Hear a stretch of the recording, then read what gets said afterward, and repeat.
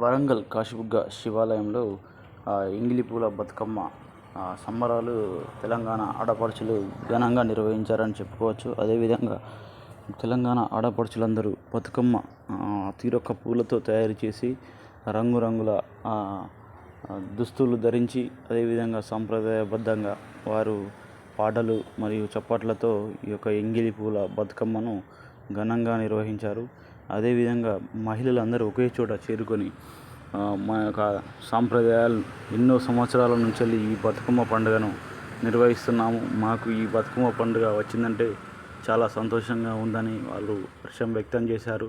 పిల్ల పాపలతో ఆనందోత్సవాల నడుమ బతుకమ్మ అయితే ప్రారంభించారని చెప్పుకోవచ్చు. ఈ యొక్క బతుకమ్మ సందడి బతుకమ్మను 9 రోజులు తీరొక్క పూలతో అలంకరించి ఈ బతుకమ్మను ఆడుకుంటారు. అదేవిధంగా ఈ యొక్క బతుకమ్మ 9 రోజుల తర్వాత బతుకమ్మను గంగమ్మ ఒడికి చేరుస్తారు. అదేవిధంగా గంగమ్మ ఒడికి ఎందుకు చేరుస్తారు అంటే, సాంప్రదాయాలు వెనుకటి నుంచి వెళ్ళి వస్తున్న సాంప్రదాయాలను మనం ప్రతి ఒక్కరికి తెలిసే విధంగా మనం తెలియజేయాలి. భావితరాలకు ఈ బతుకమ్మ పండుగను ఒక గుర్తింపుగా తీసుకురావాలి.